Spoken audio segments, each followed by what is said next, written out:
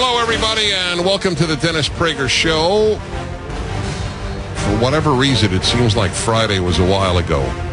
Sometimes your Monday seems just happened. Sometimes it doesn't.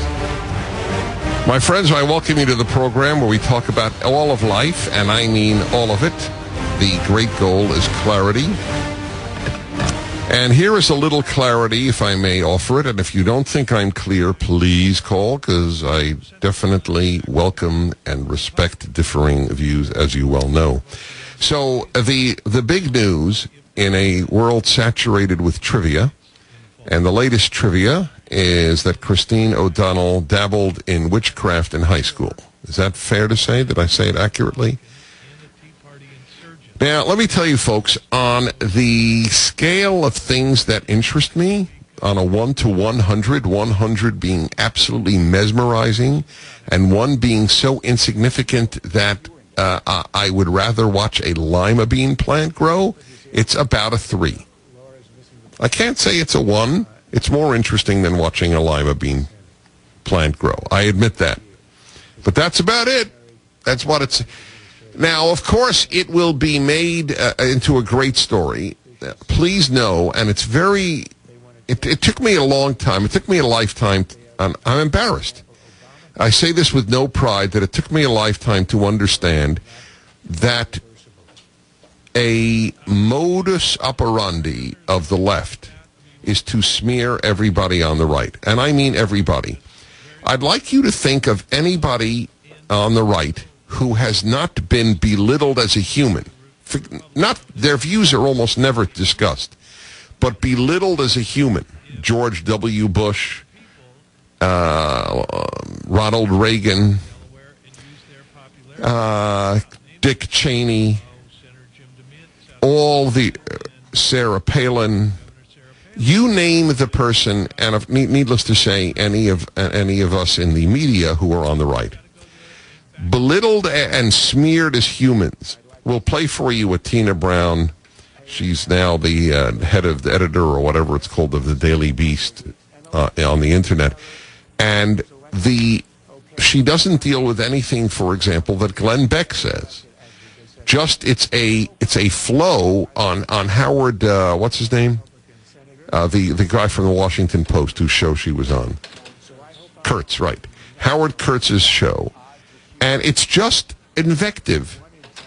And then you realize at a given point, that's the modus operandi of the left. You belittle, you demean the humanity. You mock. Now, that's not to say this doesn't exist on the right. It does. It does. I don't believe it exists as much. I think that we talk far more about issues, but it happens. I mean, no question that Nancy Pelosi is attacked regularly. I don't think she's demeaned quite as much as Sarah Palin, though. I don't think it's in the same ballpark. In fact, in the same universe. But the thing is this: they control everything except for Fox News and talk radio. So it's saturated.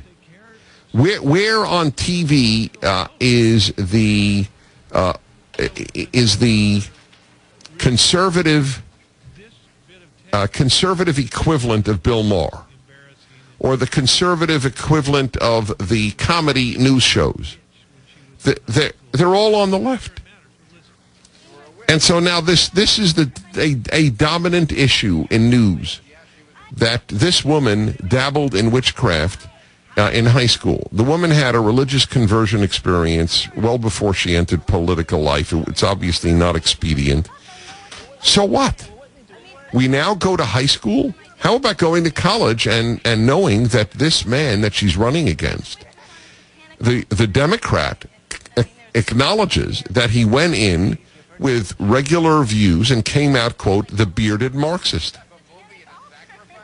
Now, let me just say this, and I'm sure that some of you will differ. I don't know. I've studied comparative religion. I don't know almost anything about witchcraft. I admit it. I do. I don't think witchcraft and Satan worship are identical, correct? I don't even think are they necessarily related even? Not that I know of. Let me just say this. I rather have a Wiccan that shares my values than a Marxist who doesn't, or a neo-Marxist, or someone on the left. But she's not a Wiccan. I mean, that's the point. It doesn't matter. But if it even came to that, it's fascinating. That's what is done. Please understand, no one is immune from being belittled. Look, I don't even run for office, and I have seen the Huffington Post has written articles about me, and I want you to know I should actually read one or two to you. I won't today. The reason that I didn't is that I don't want to make the show in those instances about me. So I'm very self-conscious about that. But it's probably worth doing because I know my life better than I know any other life, as you know your life better than you know any other's life. And they make up. Do you know that, if I'm not mistaken, there was an article in the Huffington Post in the last month or two about me, just about me. And I don't mind being attacked. I'm used to it, and it's fine. It's part of being in public life. But this actually said Prager is something to the effect in favor of child molestation or pederasty. I don't remember which they... Did I tell you this? I actually mentioned this to somebody. He said, that is one of the rare times you can actually sue somebody. But that's exactly what the left does. That's why I've taught you or told you about 6-herb. Sexist, intolerant, xenophobic, homophobic, Islamophobic, racist, bigoted. Sexist, intolerant, xenophobic, homophobic, Islamophobic, racist, bigoted. Yep. That's on the macro. That's what we all are who differ with the left. All. When they said that the Tea Parties were racist, that did it for me. That was my road to Damascus in understanding this is the way they work. It's not an aberration. Being on the left is to smear all your opponents. We are not wrong. We are bad. We are definitionally one of those 7 words in the 6-herb. Herb is H-I-R-B, by the way, not H-E-R-B. Is there an epithet with an E? Not that I know of. He's a, can't think of any. All right, maybe some of you will come up with one. But we wouldn't change it anyway because we need those words.